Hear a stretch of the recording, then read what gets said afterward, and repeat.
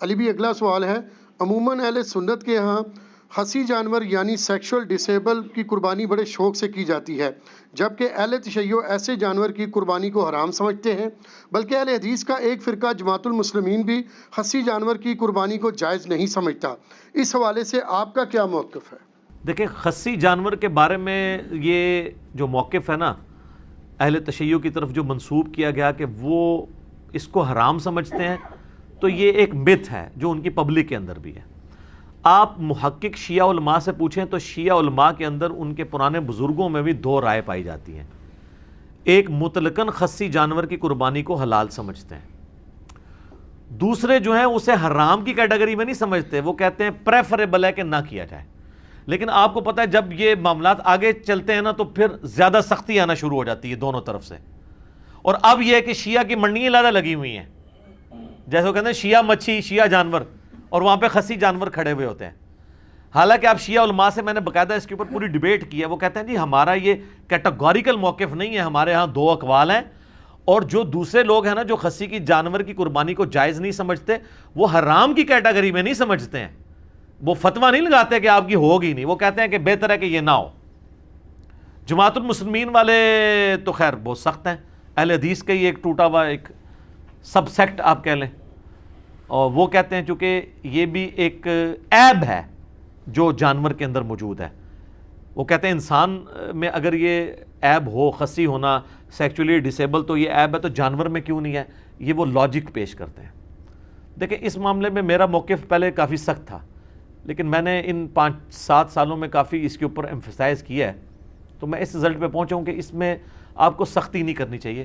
اگرچہ جب میرا سخت بھی موقف تھا نا تو میں نے اس وقت بھی کہا تھا کہ اگر کوئی قربانی دیتا ہے ہم اس پہ فتویٰ نہیں لگاتے، نہ اسے یہ کہتے ہیں کہ اس کی قربانی نہیں ہوگی۔ یہ اکتوبر 2012 میں میرا مسئلہ 52 ریکارڈ ہوا تھا۔ اللہ کا شکر ہے کہ میں جب کبھی بھی اجتہادی مسائل پہ بولتا ہوں نا تو میں اپنے لیے ایک راستہ ضرور باقی رکھتا ہوں، کیونکہ مسئلہ اجتہادی ہوتا ہے نا، نص قطعی تو نہیں ہوتا۔ تو بعد میں جب مجھے کبھی کسی موقف میں ڈھیلا موقف اڈاپٹ کرنا پڑے تو میرے لیے کوئی مسئلہ نہیں ہوتا، کیونکہ میں نے پہلے بھی کوئی سخت موقف نہیں اڈاپٹ کیا ہوتا۔ جیسے امام کے پیچھے فاتحہ کا مسئلہ ہے، میں نے اتنے شد و مد سے بیان کیا تھا، اس وقت بھی کہا تھا کہ جہری نمازوں میں جو امام کے پیچھے فاتحہ نہیں پڑھتے تو میں یہ نہیں کہتا ان کی نماز نہیں ہوتی ہے۔ خیر بعد میں اللہ نے شرح صدر کیا تو یہ سمجھ آئی کہ یہ جہری نمازوں میں پیچھے نہ پڑھنے والا عمل زیادہ بہتر ہے، تو مجھے ویڈیو ریکارڈ کراتے ہوئے بھی کوئی مسئلہ نہیں ہو رہا تھا، میں نے کو پہلے اس کو حلال حرام کا مسئلہ بھی نہیں بنایا تھا۔ خصی کے معاملے میں بھی یہی ہے، پہلے تو آپ اس کو سمجھ لیں کہ یہ خصی جانور کو عیب کے طور پر جن لوگوں نے دلیل کے طور پر پیش کیا ہے تو اس کی اصل دلیل تو ہے قرآن حکیم میں، سورہ نساء کی آیت نمبر 119، جس میں آتا ہے کہ شیطان نے کہا تھا کہ میں لوگوں کو ابھاروں گا کہ یہ جانوروں کے چیریں گے، بتوں کے نام پہ چھوڑتے تھے۔ اس میں آگے الفاظ ہیں وَلَآمُرَنَّهُمْ فَلَيُغَيِّرُنَّ خَلْقَ اللَّهِ، میں انہیں ضرور ابھاروں گا کہ تیری بنائی ہوئی تخلیق کو یہ بدلیں گے۔ تخلیق بدلنے میں ہر وہ کام داخل ہے جو نیچر کو آپ ہٹ کے کوئی کام کرتے ہیں، چاہے وہ کان چیر دیں، چاہے وہ آپ سینگ توڑ دیں کسی کا، ٹھیک ہے۔ اور اسی کیٹیگری میں تفسیر طبری جو اہل سنت کی پہلی تفسیر ہے ابن جریر طبری کی، انہوں نے اسی آیت کے کانٹیکسٹ میں لکھا ہے صحیح سند کے ساتھ کہ انس ابن مالک کہا کرتے تھے، ابو صحابی رسول ہیں، سنی شیعہ سے بلند ہیں وہ، کہ جانور کو خصی کرنا اس کی تخلیق کو بدلنا ہے۔ مصنف عبد الرزاق میں، المصنف ابن ابی شیبہ میں، سنن الکبریٰ البیہقی میں، سر ان 3 کتابوں کے نام یہ رٹ لیں آپ، یہ 3 کتابیں جس میں آپ کو صحابہ اور تابعین کے اعمال اور افعال مل جائیں گے۔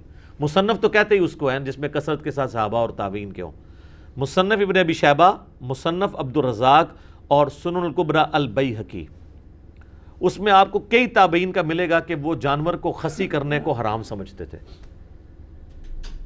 اور کئی کہتے تھے یہ جواز کی حد تک ٹھیک ہے۔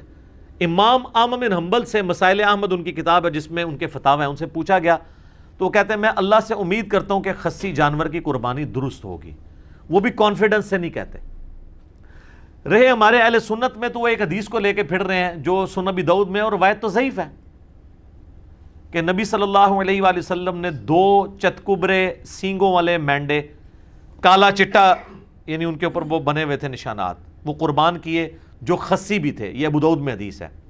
اس کا ایک حصہ تو صحیح مسلم میں ہے کہ آپ علیہ السلام نے 2 چتکبرے مینڈے سینگوں والے قربان کیے اور آپ نے ان کو پہلو کے بل لٹا کے ان پہ پاؤں رکھ کے بسم اللہ واللہ اکبر تکبیر پڑھ کے ان کو ذبح کیا. اور مسلم شریف میں الفاظ ہیں, آپ نے ساتھ یہ بھی کہا اللہم تقبل من محمد و آل محمد و امت محمد, اے اللہ اسے قبول کر لے محمد, آل محمد اور امت محمد کی طرف سے صلی اللہ علیہ وآلہ وسلم اجمعین. تو اس حدیث کہ یہ الفاظ تو بخاری مسلم میں ہے.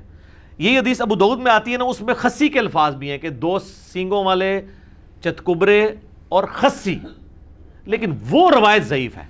اس میں محمد بن اسحاق مدلس ہیں اور ان سے روایت کر رہے ہیں اور سما کی تصریح نہیں ہے. اس لیے یہ حدیث مشکات میں جب آئی ہے نا, 1461 نمبر ہے مشکات میں 1461, اس کے فٹ نوٹ پہ شیخ زبیر صاحب نے لکھا ہے اس حدیث کے کانٹیکسٹ میں کہ یہ حدیث جو ہے وہ ضعیف ہے خصی والے الفاظ کے ساتھ, باقی سارے الفاظ ثابت ہیں. لہذا وہ زبیر صاحب کا جو پرانا کوئی حکم کہ یہ ابو داؤد میں لگا ہوا تھا نا, تو اس کو آپ چینج سمجھیں. وہ انوار الصحیفہ کے اندر جو سنن اربعہ کی تحکیم ہے اس میں بھی انہوں نے اس کو ضعیف کہا ہے. تو یہ حدیث تو ہے ضعیف. اب یہ محمد بن اسحاق تو مشہور مدلس ہے اور اہل حدیث کے ہاں تو یہ مدلس ہونے کی وجہ سے ان کی روایت جو ہے ضعیف ہے, جو مسلم کے مقدمے میں ہے کہ مدلس کی ان والی روایت سما کی تصریح کے بغیر ضعیف ہے. رہے حنفی تو حنفیوں کے ہاں تو محمد بن اسحاق ویسے ہی ضعیف راوی ہے. وہ کہتے ہیں صرف اس کی تاریخ میں باتیں لی جائیں گی کیونکہ امام المغازی ہے. سیرت ابن اسحاق پہلی سیرت کی کتاب یہی لکھی گئی ہے, انہوں نے ہی لکھی ہے. یہ تابعی ہیں, انس ابن مالک کے شاگرد ہیں. سیرت ابن شام اس کی تلخیص کی گئی ہے بعد میں امام ابن شام نے.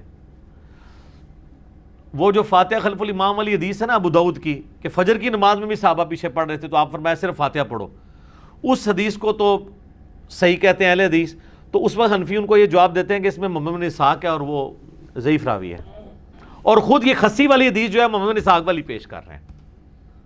دیکھا آپ نے 2 نمبری, یہی 2 نمبری اس میں کی بھی ہے جو ابو داؤد میں حدیث ہے نا کہ عبداللہ بن عمر بن عاص جن کو وہ دعا یاد نہیں ہوتی تھی ان کے گلے میں تختی لٹکا دیتے تھے.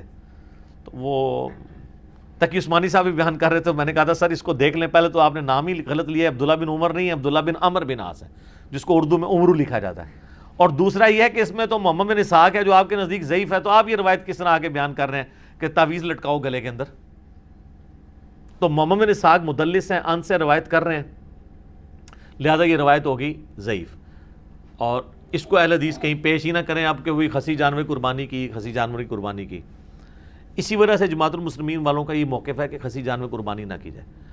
اب یہ خصی جانور کا مسئلہ جو کر رہے ہیں ان کا مسئلہ بھی ٹوٹل اجتہاد پہ کھڑا ہوا ہے, نہ کرنے والوں کا بھی اجتہاد پہ کھڑا ہوا ہے. تو جب مسئلہ اجتہادی ہے تو پھر یہ نص نہ رہی. البتہ جو نہ کرنے والے ہیں وہ نص سے اس کو دلیل ضرور پکڑتے ہیں, والا آمرنہم فلا یغیرن خلق اللہ. اس کا جواب جو خصی کی جائز سمجھتے ہیں نا وہ بڑا زبردست جواب دیتے ہیں, اور میں سمجھتا ہوں کہ مولانا اسحاق صاحب رحمہ اللہ تعالیٰ نے اس مسئلے کو کافی حد تک حل کیا ہے. آپ کو پتہ ہے وہ اتحاد امت کے دائی تھے اور ان کو یہ بھی ڈر نہیں ہوتا تھا کہ مسئلہ شیعہ کو سپورٹ کر رہا ہے یا اہل حدیث کو کر رہا ہے, وہ جس کے بھی حق میں ہوتا تھا دھڑلے سے کرتے تھے, اور ان کی کوشش ہوتی تھی کہ جو کامن آئے اس کو وہ ڈیفینڈ بھی کریں. لیکن اس مسئلے میں انہوں نے شیعہ کے اوپر سخت جو ہے نا گرفت کی ہے کہ یہ شیعہ نے جو مسئلہ نکالا ہے نا کہ خصی جانور کی قربانی نہیں ہوتی. اور وہ میں نے بتایا کہ مولانا اسحاق صاحب نے تو یاد ہی بات بتائی تھی, پوری بات یہ ہے کہ شیعہ میں بھی سب کا یہ موقف نہیں ہے, 2 گروہ ہیں.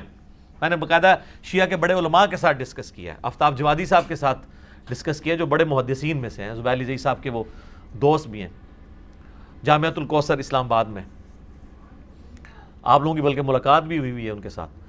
تو وہ بھی کہہ رہے تھے ہمارے میں بھی 2 گروہ ہیں, لہٰذا یہ کوئی اتنا بڑا مسئلہ نہیں, اس کو مسئلہ بنایا جائے. وہ مولانا اسحاق صاحب نے بڑا پیارا جواب دیا. انہوں نے کہا کہ نبی علیہ السلام نے جو عیب گنوائے ہیں نا کہ ان عیوب کی بنیاد پہ جانوروں کی قربانی نہیں ہوگی, وہ تو ابو داؤد میں, ترمذی میں, نسائی میں, ابن ماجہ میں کیا ہیں؟ کان کٹا ہوا, سینگ ٹوٹا ہوا, لنگڑا, کانا, لاغر, بیمار. تو حضور علیہ السلام نے کہیں پہ بھی خصی کا ذکر نہیں کیا. اگر یہ مسئلہ اتنا ہی ہوتا تو کسی حدیث میں تو آ جاتا نا کہ خصی بھی وہ عیب ہے کہ جس کی وجہ سے قربانی نہ کی جائے. تو آپ نے اس کو نہیں. پھر انہوں نے مسئلہ حل کیا کہ خسی عیب ہے لیکن اس جانور کے لیے جو آپ نے ریپروڈکشن کے لیے رکھا ہوا ہے, جسے آپ اردو میں جفتی کروانا کہتے ہیں, تو اس کے لیے تو ظاہر ہے وہ عیب ہے.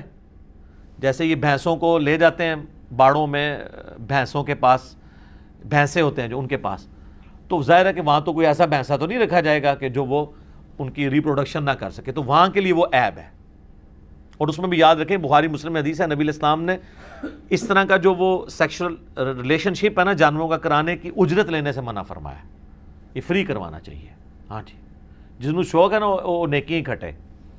ویسے کوئی دے دیتا ہے, جیسے وہ پیروں فقیروں کے پاس آپ جاتے ہیں دعا کے لیے اور ان کے چندہ باکس میں ڈال دیتے ہیں, وہ تو تحفے میں آ جائے گا, لیکن اس کام کی اجرت نہیں لی جا سکتی. تو یہ مسئلہ اس کیس میں تو یہ عیب ہے. رہا گوشت کھانے کے لیے, تو سر اس کے لیے آپ کو کوئی مفتی نہیں بتائے گا. گوشت کی فیلڈ کے ایکسپرٹ کسائی ہیں. جیسے میں کہتا ہوں کہ آپ نے ایمبریولوجی کا مسئلہ پوچھنا ہے تو ڈاکٹر سے پوچھیں گے, جیولوجی کا پوچھنا ہے تو جیولوجسٹ سے پوچھیں گے. آپ ذرا جو گوشت کے ایکسپرٹ لوگ ہیں ان سے ذرا پوچھیں کہ جانور کا خصی ہونا, اس جانور کا جس کا گوشت آپ نے کھانا ہو, یہ اس کے حق میں عیب ہے یا خوبی ہے؟ تو آپ کو بتائے گا کہ خوبی ہے, کیونکہ اس کی وجہ سے جانور موٹا تازہ ہو جاتا ہے. تو شریعت کو لاغر جانور مطلوب ہے قربانی کے لیے گوشت کھانے کے اعتبار سے, یا موٹا. اچھا, باقی آپ کو پتا ہے کہ وہ جو جس کو آنڈل بکرا یہ کہتے ہیں, یعنی نان خسی جو بکرا ہوتا ہے, عام بکرا, اس کے گوشت کا بھی وہ کہتے ہیں کہ اسمیل وغیرہ کا ایشو ہے. خیر وہ آج کل وہ بھی ٹیکے آ گئے اور ٹیکے لگا دیتے ہیں, اسمیل ویسے ہی مر جاتی ہے, وہ ایشو اب چھوٹا رہ گیا. تو اس اعتبار سے اگر دیکھا جائے تو خسی ہونا قربانی کے جانور کے لیے, لیکن یہ مسئلہ میں اجتہاداً بتا رہا ہوں. آپ جس جعلی روایت کو لے کے چل رہے ہیں نا کہ یہ سنت ہے, وہ تو بالکل غلط ہے. وہ ابو داؤد والی روایت ضعیف ہے, محمد بن اسحاق کی تدلیس ہے. مشکات میں 1461 نمبر 1461 مشکات میں فٹ نوٹ پہ آپ دیکھ لیں, کیونکہ میرے اوپر بھی انہوں نے ہنگامہ کھڑا کیا کہ یہ کہتا ہے حدیث ضعیف ہے. بھائی تو پڑھو تو صحیح نا, حدیث کی کتابیں کھولو. وہ کہتے ہیں ابو داؤد میں تو شیخ زبیر علی صاحب نے حسن لکھا ہے, وہ سر پرانا ہے. شیخ زبیر صاحب نے اپنی وفات سے پہلے جو فائنل تحکیم ہے وہ مشکات میں لگائی ہے, کیونکہ یہ 2013 میں پرنٹ ہوئی ہے, اور انوار الصحیفہ سنن اربع کی ضعیف حدیثوں والی کتاب لادہ سے چھپ چکی ہے. وہ ہماری ویب سائٹ ahlsunnatpak.com سے ڈاؤن لوڈ کریں, یہ روایت ضعیف ہے. اسی لیے تو اتنے موٹے موٹے کتابچے لکھنے پڑ رہے ہیں خسی جانوروں کے اوپر, مضمون لکھنے پڑ رہے ہیں جواز ثابت کرنے کے لیے. شیخ زبیر صاحب کے جو شاگرد ہیں غلام مصطفیٰ ظہیر صاحب, انہوں نے باقاعدہ پورا مضمون لکھا ہے جواز ثابت کرنے کے لیے, پریفریبل نہیں. حالانکہ انہی کے اگینسٹ کئی اہل حدیث علماء شیخ زبیر صاحب کے شاگردوں میں سے ہیں, انہوں نے اس کے خلاف مضمون لکھا ہے, نہیں خسی جانور کی قربانی نہیں ہوتی. تو ہمارا موقف یہ ہے کہ پریفریبل آپ نہ کریں. میں تو کئی سالوں سے خسی جانور کی قربانی نہیں کرتا ہوں. میں کہتا ہوں چلے, ویسے یہ بھی ویسے مشہور غلطی ہوا ہے, آنڈل بکرے بھی بڑے موٹے تازے مل جاتے ہیں, یہ نہیں ہے کہ وہ مرے ہوئے ہوتے ہیں. تو لیکن اگر وہ کرتا ہے کوئی فتویٰ نہیں لگاتے. لیکن یہ جو مسئلہ تھا نا کہ یہ عیب میں آتا ہے, اور یہ ٹوٹلی شیعہ نے اس کو اپنی فقہ بنا کے پیش کیا, تو شیعہ میں بھی دو موقف ہیں. اہل سنت کے ہاں بھی یہ مسئلہ اس طریقے سے نہیں ہے. یہ خسی جانور کا مسئلہ ایک کریٹیکل مسئلہ تھا, اس لیے میں ذرا اس کے اوپر ڈیٹیل بولوں. اس کی وجہ سے کافی ایک مصیبت کھڑی ہوئی ہے. حدیثیں جو کہ ضعیف ہیں, نس میں ولا آمرنہم فلا یغیرن خلق اللہ میں فعال کرتا ہے, لیکن اس کی پھر آگے جو اقوال ہیں تفسیر طبری میں انس ابن مالک کا کہ خسی کرنا یہ تخلیق بدلنے میں آتا ہے. اس صورت میں جب آپ نے وہ جانور جفتی کے لیے رکھا ہے, اگر گوشت کے لیے رکھا ہوا ہے, پھر یہ اس کے لیے عیب کے طور پہ شمار نہیں ہوگا, کیونکہ تابعین میں کئی لوگ اس کے قائل بھی ہیں. یعنی یہ اختلاف شروع سے چل رہا ہے, لہٰذا یہ اس کو سنی شیعہ کے بجائے سنیوں میں بھی آپس میں اختلاف ہے, شیعہ میں بھی اختلاف ہے. تو آپ اگر اختلاف سے بچنا چاہتے ہیں ضرور بچیں, لیکن اس کے اوپر حرام کا فتویٰ نہیں لگائیں گے. مسئلہ اجتہادی ہے. یہ وہ عیوب نہیں ہیں جن کو نبی علیہ السلام نے کیٹاگوریکلی مینشن کیا ہے, جو ابو داؤد ترمذی نسائی ابن ماجہ میں ہے, سینگ ٹوٹا ہوا, کان کٹا ہوا, لاغر, کانا, لنگڑا, اس میں یہ فعال نہیں کرتا ہے. لہذا جماعت المسلمین والے تھوڑا اس مسئلے میں غلوف کرتے ہیں, شیعہ میں بعض لوگ غلوف کرتے ہیں. اس غلوف سے بچیں. آپ نے نہیں کرنا, نہ کریں. لوگوں کو یہ نہ کہیں کہ آپ کی قربانی نہیں ہو رہی. ٹھیک ہے, تو اگر آپ کرنا چاہتے ہیں تو آپ ضرور کریں, ہم آپ کو کچھ نہیں کہیں گے. خود ہم کوشش کرتے ہیں کہ ہم خسی بکرے کی قربانی نہ کریں, ہم احتیاط والی سائڈ پہ رہتے ہیں. لیکن مسئلہ پھر میں بتا رہا ہوں یہ اجتہادی ہے, یہ نص والا مسئلہ نہیں ہے. ٹھیک ہے, اور اگر آپ دلائل کو اگر دیکھنا شروع کریں تو مجھے مولانا اسحاق صاحب کا موقف مضبوط لگا کہ جو گوشت کے لیے جانور ہے اس کا خصی ہونا اس کا عیب نہیں ہے، اور جو جفتی کے لیے جانور ہے اس کا خصی ہونا اس کا عیب ہے۔ تو تھنک آؤٹ آف باکس کریں تو آپ کو کئی ایک چیزیں خود بخود کلیئر ہو جاتی ہیں۔ لہٰذا یہ اجتہاداً میں اس کو سمجھ رہا ہوں کہ جائز ہے۔ نص جو ہے نا وہ روایت ابو داؤد والی کمزور ہے، آپ جہاں سے مرضی لیں وہ روایت کمزور ہے، اس کی جتنی اسناد ہے سب میں محمد بن اسحاق مدلس ہیں اور ان سے روایت کر رہے ہیں، تو اس کی بنیاد پہ نہیں بلکہ تابعین میں سے کچھ لوگوں کی بنیاد پہ اور باقی دلائل کو دیکھنے کے بعد یعنی اس کا جواز موجود ہے۔ ٹھیک ہو گیا جی؟ جزاکم اللہ خیر۔